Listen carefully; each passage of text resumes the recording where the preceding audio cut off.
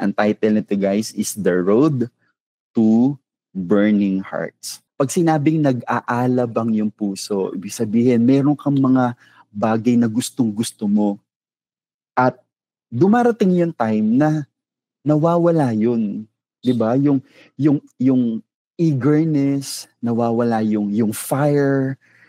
Sabihin na natin na halos lahat sa atin, may part tayo ng personality natin na naningas-kugon. Magaling lang tayo sa umpisa. Interesado tayo kapag magaganda yung ating nakikita. Pero kapag meron ng mga bagay na meron ng dumarating na mga challenges, ay parang tinatamad na tayo, nawawala yung interest natin. So, ang pag-uusapan natin is road to burning hearts. Ibig sabihin, wala na yung burning heart. I mean, siyempre may puso pa din, pero it is no longer burning. Okay? So, para mas maintindihan natin, magbibigay ako ng ilang mga sample, guys, na ang kabaliktaran kasi ng burning heart is frozen hearts. So, ito yung mga ilang scenarios or example na pwedeng pinagdadaanan natin ngayon o mga naranasan na natin lately at gusto natin sana na magkaroon ng remedy. Sample lang ng frozen hearts ay yung falling out of love, di ba? Minsan dumarating talaga tayo sa point na in love ka. Nasa or halimbawa, maybe applicable ito sa relationship. Pero 'di ba dumarating talaga sa point yung na-fall out of love yung isa or both of them.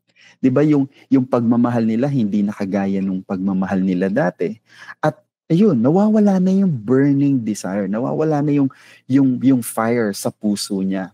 Loss of interest. Halimbawa, dati-rate, ako guys, ako ay kilala ko ng ate ko na meron akong mga bagay na kinahihiligan na parang gustong-gusto ko pero kapag nakuha ko na, andali ko magsawa. Yung passion, di ba? Yung passion yung dati gustong-gusto mo siya.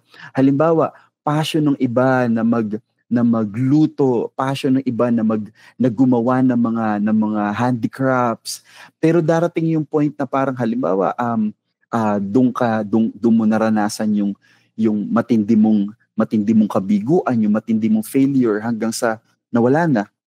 Talagang as in tinigil mo na yung passion na ginagawa mo. Yung passion na yun yung nagbibigay sa iyo ng kagalakan, ng sigla, pero isa nawawala na. Okay? In despair, guys. Yung in despair, ito yung situation talaga na nawawala na tayo ng hope. Normally, sa ating mga Pilipino, ginagamit natin ito kapag nabigo sa pag-ibig. Ay, in despair yan. Ibig sabihin ay nagkalabuan sila or iniwan siya, nagkalayo na sila. Yan, ginagamit natin yan, in despair. At minsan, kapag tayo ay in despair, nagiging unforgiving tayo. Frozen hearts, wala na yung burning, wala na yung fire ng heart. Kapag dumating yung time na frozen na yung ating puso because of sa maraming pains na naranasan natin, minsan kahit yung tao nagsosorry na, hindi tayo open for reconciliation. Why? Kasi nga frozen hearts na tayo eh. Minsan kahit maganda yung ginagawa ng tao, pero dahil masama yung puso, masama yung loob mo sa kanya, hindi mo nakikita yung kabutihan niya. Ang nakikita mo lang yung lahat ng masama sa kanya. Kahit maganda na yung ginagawa niya, masama pa rin yung interpretasyon natin. Bakit? Frozen na yung ating puso. And sa mga, lalo na higit na, pag pinag-uusapan natin yung paglilingkod natin, pag pinag-usapan na natin yung mga activities na ginagawa natin sa Panginoon, kapag nawala na yung passion, kapag nawala na yung burning desire sa Panginoon, ayan na, nagiging inactive na tayo or unparticipating. And guys, madali mo yung ma-recognize, lalo na sa mga Christians, madali nating ma-recognize kapag may nagbago na, kapag may iba nang nakaposisyon dun sa posisyon ng Panginoon sa puso natin. Ang dali-dali, tayo mga Kristyano, napakadali talaga ma-identify na hindi na ganun kalalim or hindi na ganun kainit yung ating dedication and commitment sa paglilingkod natin sa Panginoon. Kasi nga, di na tayo nakakapag-pray, yung fellowship, yung fellowship natin sa mga kapwa natin, sa mga kapatiran natin, parang hindi na ganun tayo ka-excited. Minsan parang mas okay, iniiwasan na pa nga natin yung yung fellowship natin sa kanila. Yun yung pag-uusapan natin, guys. Kaya road to burning hearts.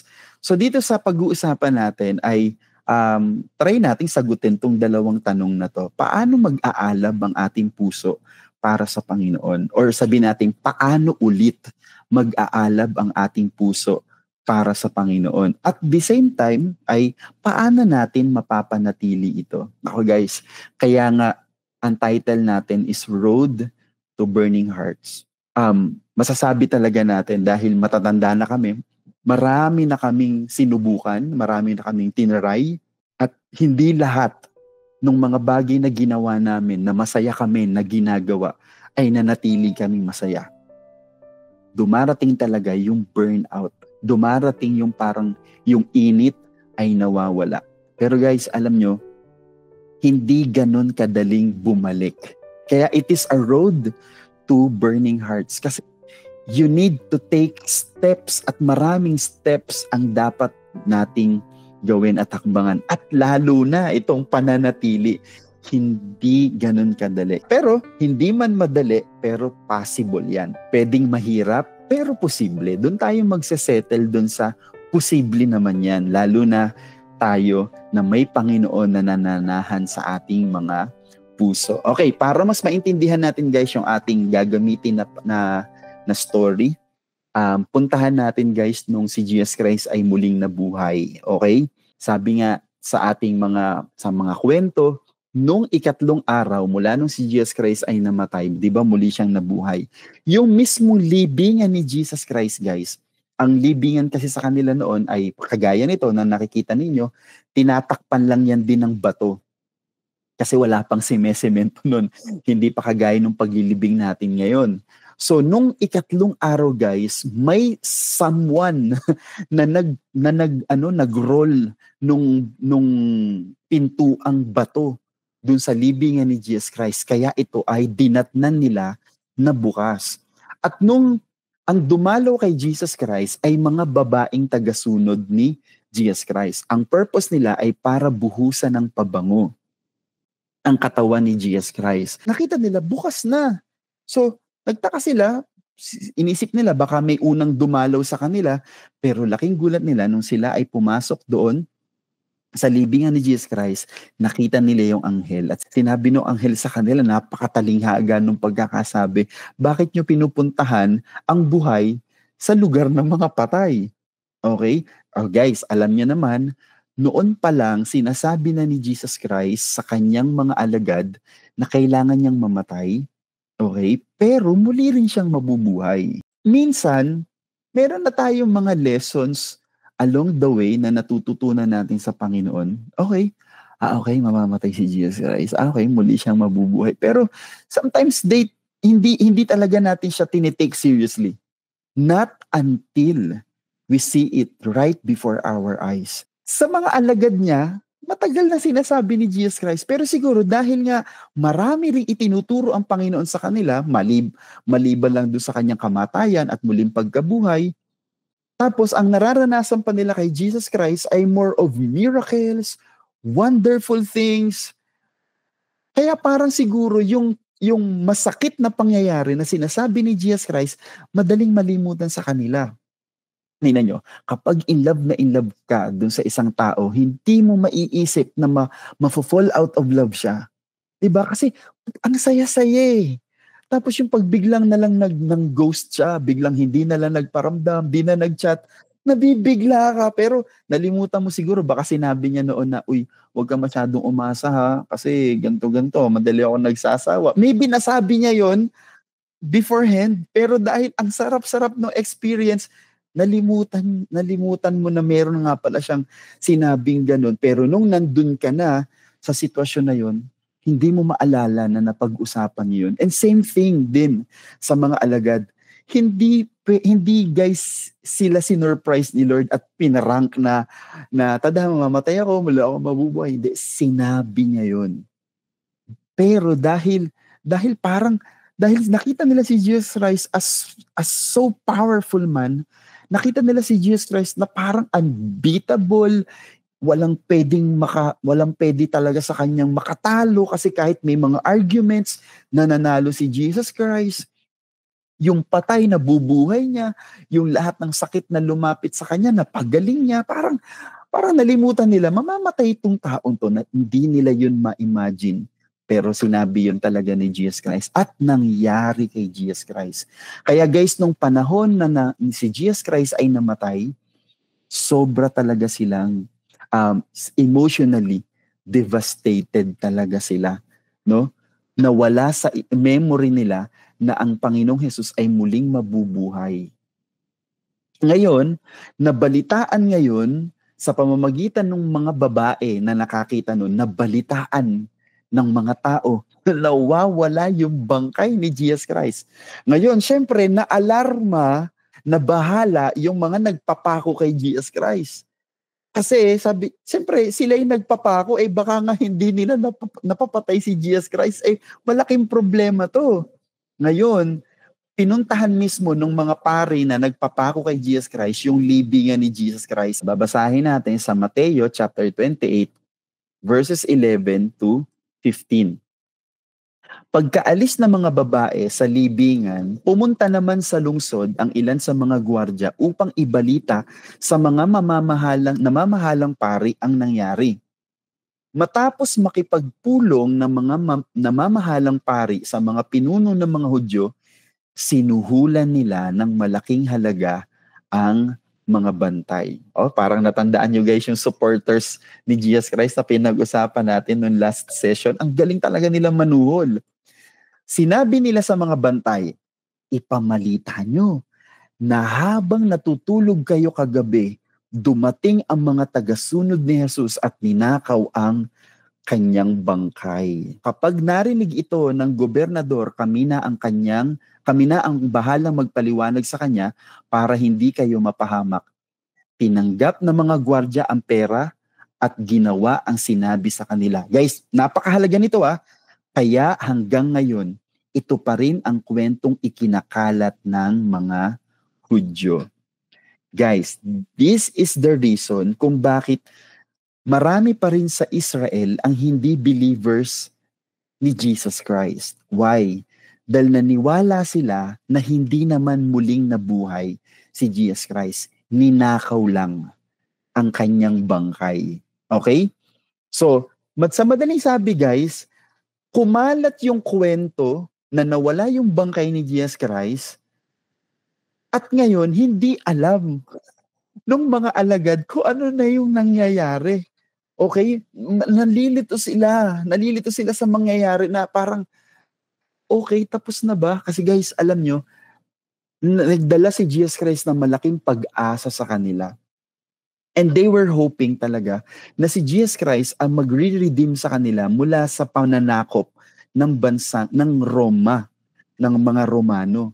Ang ine-expect kasi nila, si Jesus Christ magiging king, yung king sa lupa yun yung nai-imagine nila na magkakaroon siya ng malaking palasyo, magkakaroon siya ng malaking empire at sasakop ng maraming bansa. Guys, hindi pa nila lubos na naiintindihan na si Jesus Christ ay maghahari.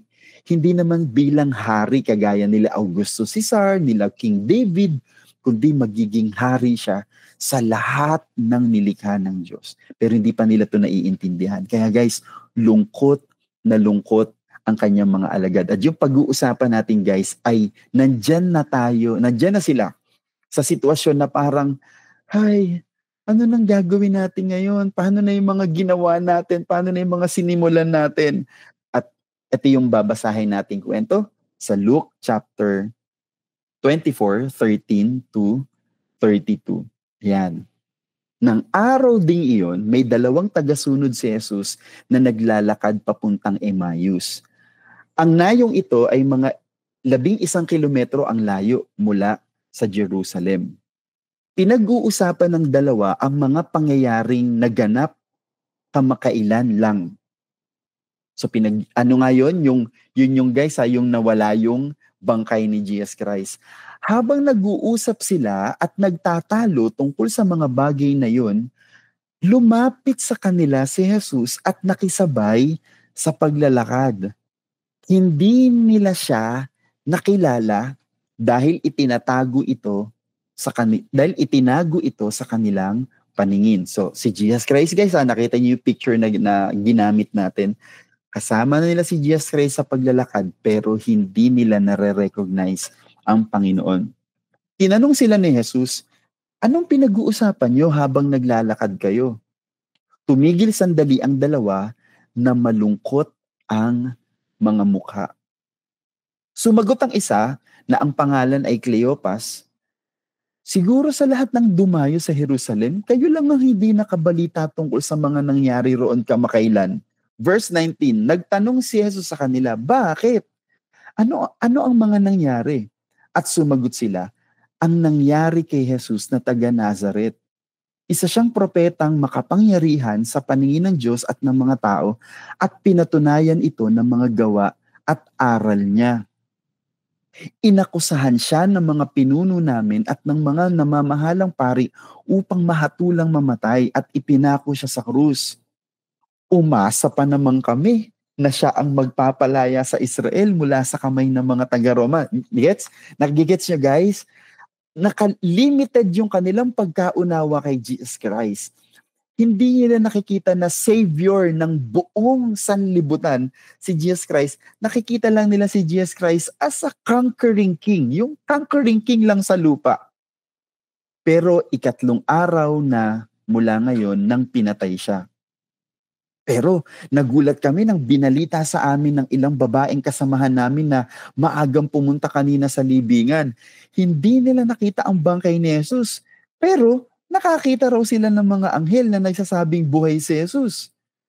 Pumunta rin sa libingan ng ilan sa mga kasama naming lalaki at nakita nila na wala nga roon ng bangkay gaya ng sinabi ng mga babae.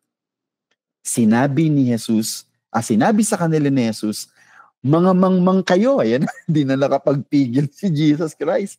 Ang hirap niyong ang hirap niyong papaniwalain sa lahat ng sinabi ng mga propeta sa kasulatan. Ito na, nagsalita na si Jesus Christ. Hindi ba't ang Kristo ay kailangang magtiis ng lahat ng ito bago siya parangalan ng Diyos? At ipinaliwanag sa kanila ni Jesus ang lahat ng nakasulat sa kasulatan tungkol sa kanya mula sa mga isinulat ni Moises hanggang sa mga isinulat ng mga propeta. Guys, again, ni-review sila ni Jesus Christ. Pero hindi nila nare-recognize na si Jesus Christ na to.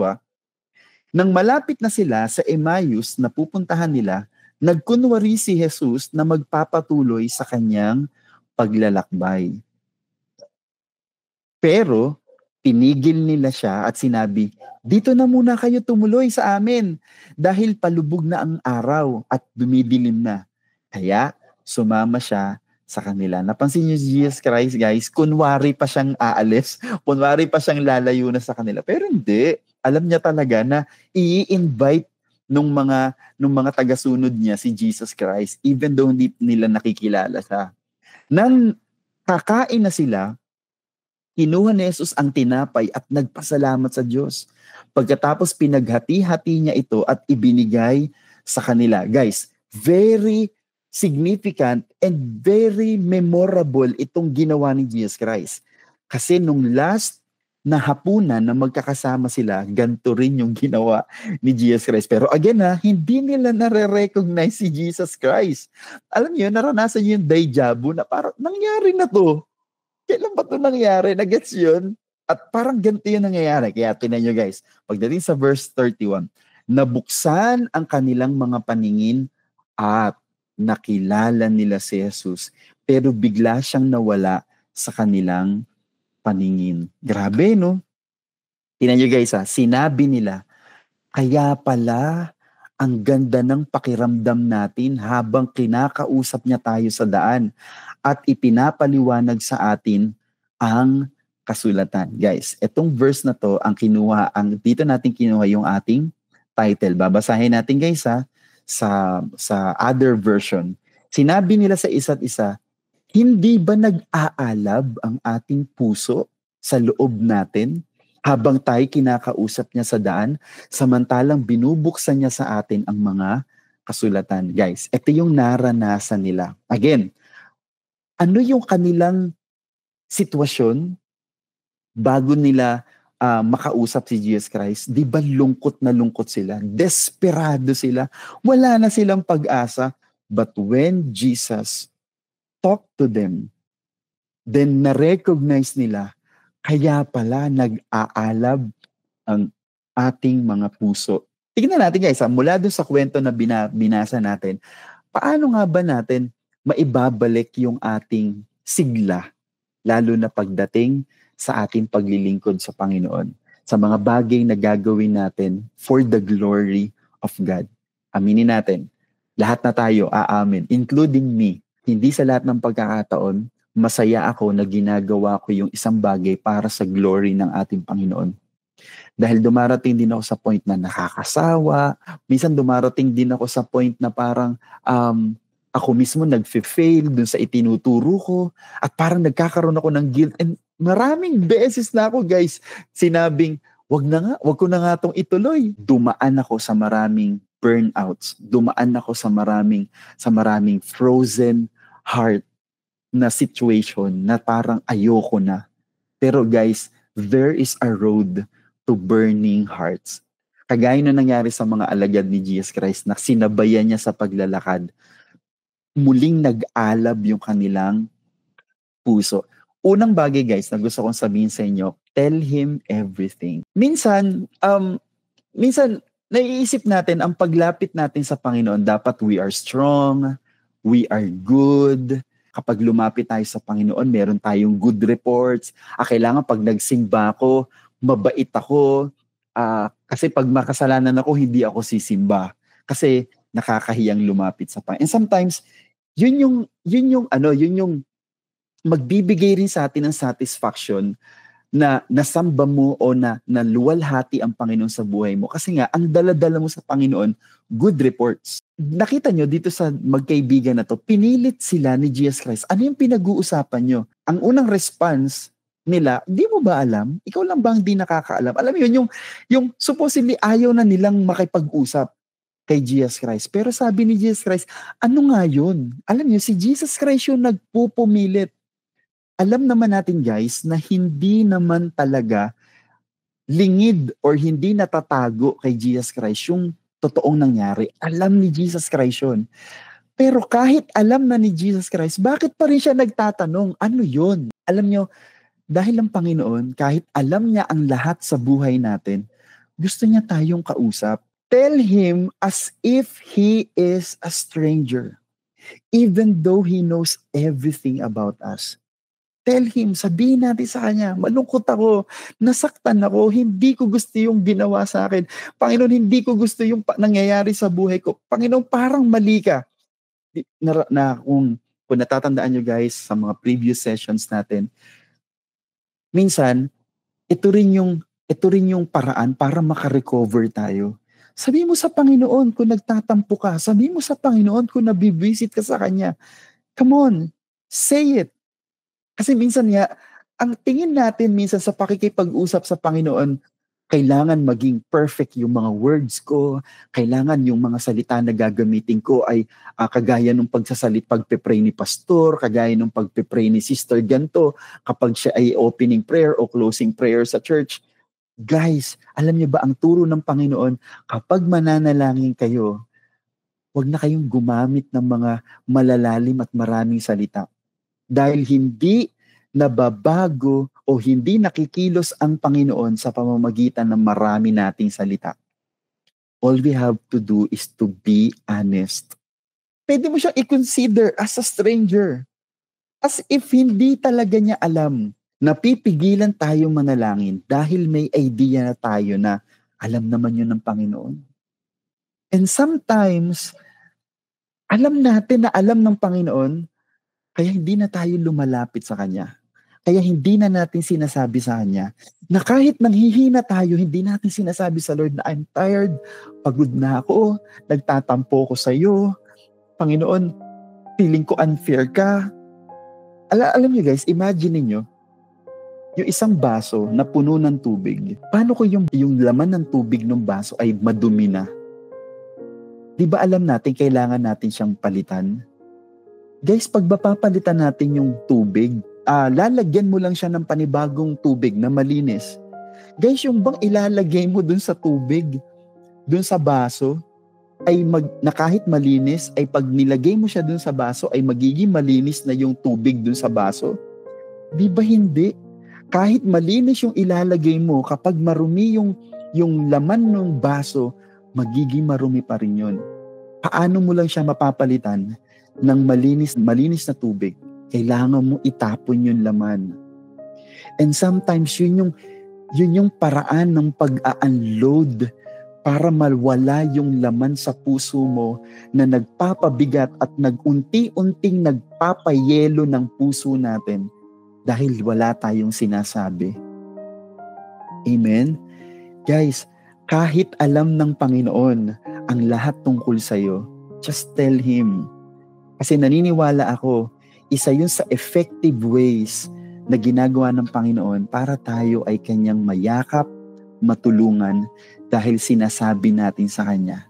Ulitin ko, kagaya doon sa kwento natin, namilit si Jesus Christ to tell Him everything. Pinilit niya yung Kanyang mga tagasunod. Why? Dahil naniniwala ko, that was the first step para muli nilang maramdaman yung apoy sa kanilang mga puso. Pangalawa, remember the spiritual lessons we have learned. Nakita nyo guys, yung kinausap sila ng Panginoon, hindi naman siya nagturo ng bago eh. Di ba sabi niya, di ba nasusulat na which is tinuro na naman sa kanila ng Panginoon noon.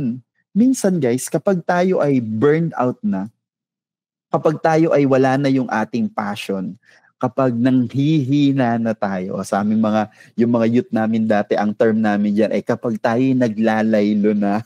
Diba? Minsan, tandaan nyo, hindi natin kailangan ng bago. May mga tulong tayong tinatanggap ngayon na actually nasa atin na nung matagal ng panahon. May comfort na ginagawa sa atin ng Diyos na hindi naman siya gumagamit ng bagong remedy. Minsan nag-aantay tayo ng revival. Kailan ba yung camp? Kailan ba yung Kailan ba magkakaroon ng Kailan ba magkakaroon ng speaker na na nagpapababa ng apoy? Minsan nag-aantay tayo ng gawain. At ang totoo, hindi mo kailangan ng bago. Ang kailangan natin, minsan yung mga dati nang nagpalakas sa atin, yun lang yung kailangan ulit natin damputin. Kailangan mo lang balikan yung notebook mo, kailangan mo lang balikan yung Bible mo. Minsan kapag hindi mo alam kung ano yung gusto mong marinig sa Panginoon, pwede mo balikan yung favorite verses mo eh. Tapos balikan mo lang siya. Ano yung mga nagpalakas sa'yo noon, makakapagbigay pa rin yun ng kalakasan sa atin ngayon. Minsan hindi mo kailangan ng mahabang lakbayin para makabalik ka dun sa pag-aalab ng puso mo. Kailangan mo lang balikan yung meron ka na. At sometimes kailangan nating mai-apply guys yung idea ng self-medication. Okay pero sa spiritual application, yung hindi mo kailangan na may preacher na on fire para bumalik yung sigla mo. Well, you can do it on your own. Pwede mo yan sabihin sa sarili mo. Mag-self-medicate ka na, ako si Ping. Ping, tama na yan. Sinasabihan ko yung sarili ko, Ping, umayos ka na. Di ba hindi yan yung buhay na gusto mo? Ping, alisin mo yung galit na yan kasi ikaw lang din na napapahamak niyan. At hindi mo kailangan antayin na may ibang tao na, or baka inaantay pa natin na may anghel na bababa mula sa langit para katukin ka. You can do it. Saan ka na tinawid ng Panginoon? Kung saan ka na pinalakas ng Panginoon noon, balikan mo lang yun. Amen? Balikan mo lang. At ulitin ko, hindi lahat ng tulong na ibibigay sa atin ng Panginoon bago. Kasi hindi naman issue yung di natin alam. Hindi laging issue yan, guys. Kailangan lang talaga nating makaalala sabi dun sa binasa natin, kunwari aalis na siya, 'di ba? Pero alam niya na pipigilan siya nung kanyang mga taga-sunod. Ano sinabi nung dalawa? Wag na kayo umalis, magstay na kayo dito. Dito na muna kayo, dito na kayo kumain kasi gabi na, papalubog na ang araw. Guys, naniniwala ako, hindi makukumpleto yung burning heart, yung pagbalik ng apoy sa kanilang mga puso kung hindi nila inaya si Jesus Christ. And guys, ganun din yung gagawin natin. Ito yung pangatlo, guys. Stay in His presence. Magstay tayo, guys. Lagi nating i-invite yung presence ng Panginoon in all situations. Guys, wag tayo, including me, wag tayong pumayag, guys, na wala tayong date sa Panginoon.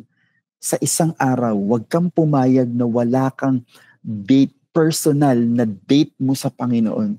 Guys, ulitin ko naririnig nyo na ito sa akin, hindi tayo kailangan ni Jesus. Hindi tayo kailangan ng Diyos. Hindi mababawasan yung pagka-Diyos niya. Hindi mababawasan yung power niya kahit hindi ka lumapit sa Kanya. But the Lord is always present. The Lord is always available kapag ini-invite natin siya kasi alam niya, kailangan natin siya. Kung paano mo man yan i-spend, nasa iyo na yun. Kung ano yung applicable sa'yo. Naalala ko noon, guys, nung nagtatrabaho ako sa PNB, nakikwento ko na to dati sa inyo. Kasi nung nagtatrabaho pa ako dito sa PNB Siniluan, as in minsan talagang from 7 a.m. tas 10 na ako umuuwi sa dami ng trabaho. Wala na ako talaga time mag-devotion, mag-aral ang salita ng Panginoon. Alam niyo, ginagawa ko noon, tuwing lunch ko, 1 hour yon, kumakain ako ng mabilis, then dala-dala ko yung notebook ko tsaka yung Bible ko dun sa aming pantry. Kasi kapag break ko, ako lang naman mag-isa dahil hindi kami pwede magsabay-sabay dahil no noon break doon, no lunch break, kaya kailangan rotation. So guys, pagkatapos kong kumain, doon na ako nagdi-devotion. And marami sa mga revelations, guys, marami sa mga natutunan ko doon sa lugar na yon. And mahalaga, guys, na meron tayong palaging panahon para sa ating Panginoon. Ang dami nating alternative na pwede nating ipamalit sa presence ng Panginoon. At kapag nawala ng space ang presence ng Lord sa buhay natin, hanggang sa totally, wala na siyang space sa buhay natin. Kaya guys, dumarating sa point yung feeling natin, parang ang hirap kung ma-feel yung presence ni Lord. Are we inviting God's presence? Ini-invite ba natin yung presence ng Panginoon? O bahala na lang. Kapag maganda yung message, edi yun, may magandang presence ng Lord. Paano kung wala tayong online prayer meeting? Paano kung walang Sunday service? Paano yung mga ibang araw? Are we inviting His presence sa buhay natin? Kasi guys, kapag hindi na rin welcome yung presence ng Panginoon sa atin, kagaya ng sinabi ko illustration kanina, maraming alternative. And sometimes, kapag napuno na yung puso natin dahil wala ng space para sa presence ng Lord, ang meron na lang worries, fears, heartaches, yun na nga. Hanggang sa dumating na tayo, magiging frozen heart yung ating mga puso. But again, there is road to burning hearts. At kailangan kagaya ng yung mga tagasunod ni Jesus Christ sa kwentong pinag-aralan natin. Let's invite Him. Papasukin natin siya sa lahat ng areas ng ating buhay. Amen? Always invite Him. Then, sabi dun sa kwento, pinakain nila, inaya nila si Jesus Christ. Guys, alam niyo, maraming gustong kainin ng Panginoon na tayo ang makapagbibigay sa Kanya.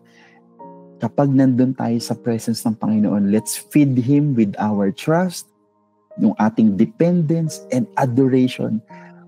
Magpatotoo ka ulit sa Kanya. Kahit yung patotoo na 3 years ago, ibalik mo ulit sa Panginoon. Kasi ang totoo, hindi kapag inaalala mo yun at kinikwento mo ulit, hindi mo kailangan ipaalala sa Panginoon talaga. Pero dahil ipinapaalala mo sa Kanya, ina-adore mo ang Panginoon, ikaw ang kailangang makaalala nun para bumalik yung trust, para bumalik yung dependence. At ang Panginoon, giliw na giliw siya kapag nagtitiwala tayo sa Kanya. Amen? Pwede tayo magreklamo sa Kanya, tell Him everything. Pero guys, in His presence, maniwala kayo, kapag nandun na yung presence ng Panginoon, hindi mo na control yung emotion mo kasi ang Panginoon na ang kumokontrol ng ating mga puso. Kaya guys, lagi natin tatandaan, lagi niyong tatandaan, walang ibang makakagawa nito. Walang ibang makakagawa. Walang tao, kahit ako, hindi ko to kayang gawin. But only God can touch our hearts. Yung burning hearts, hindi to magagawa ni YouTube, hindi to magagawa ni TikTok, hindi ito magagawa even ng music, your favorite worship songs, hindi ito magagawa nun. Ang makagagawa lang nito ay ang ating Panginoon. So whenever we need na ibalik yung burning heart, yung flame ng ating mga puso, guys, sa Panginoon talaga tayo lalapit. Amen? Spend time with Him. Talk to Him. Tell Him everything.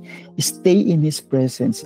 And remember everything. Kung ano yung mga nakapagpalakas sa'yo, pwede mo pa rin yun maging kalakasan ngayon. Okay? And lastly guys, sabi ko nga, yung road, hindi siya one step lang. Kaya sa picture na to, pag gusto nating bumalik, kapag gusto nating ibalik yung apoy, yung alab, yung burning desire para sa Panginoon, it takes steps, no? But guys, choose to get back. Nasa atin yung choice. Kasi kahit gusto ng Panginoon, pero hanggat hindi tayo ang pumipili nito, yung steps natin, hindi rin tayo makaka-move forward as fast as we can. But we have to choose. Piliin natin na bumalik yung alab ng ating mga puso. Then the rest, guys, hayaan na natin ng Panginoon ang gumawa.